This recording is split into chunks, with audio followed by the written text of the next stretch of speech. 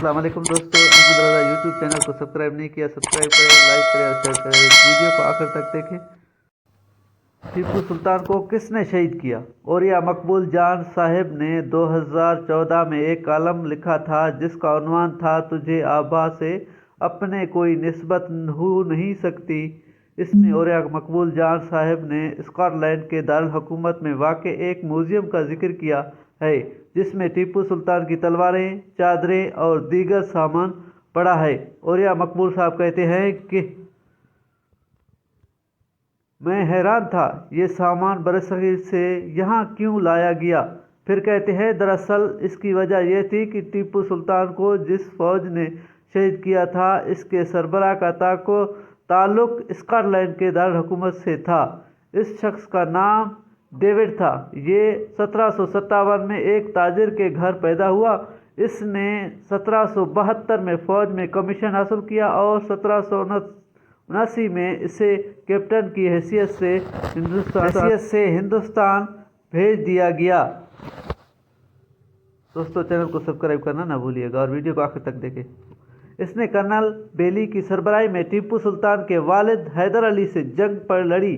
इस जंग में अंग्रेज़ को बुरी तरह शिकस्त हुई, अक्सरियत मारी गई। जो फौज बची वो कैदी बना ली गई।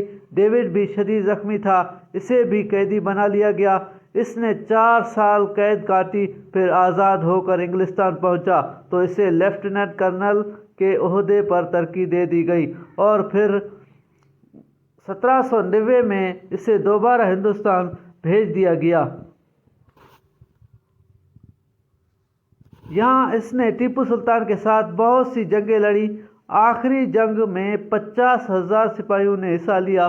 बरतानवी फौज के सिपाही 26,000 थे जबकि टीपू सुल्तान के साथ 23,000 सिपाही थे।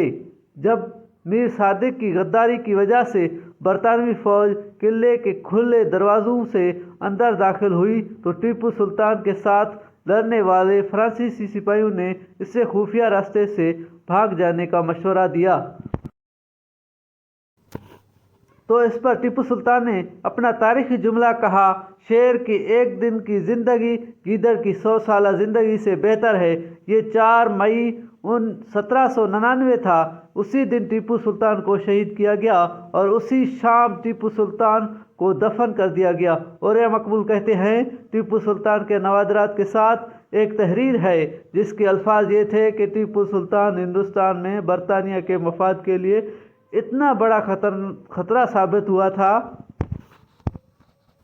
कि इसकी मौत की वजह से बरतानिया में कौमी सतह पर जश्न मनाया गया। और यह मकबूल कहते हैं आज हमारी नस्ल को अपनी तारीख से इस कदर लाइल्म कर दिया गया कि इन्हें मालूम ही नहीं कि इनके आबा व अजदा किस जुर्रत व बहादुरी के पैकर हुआ करते थे। और यह मकबूल कहते हैं जो कौम बरतानिया में लिखी हुई नज़मों और किताबों को पढ़कर जवान हो रही है,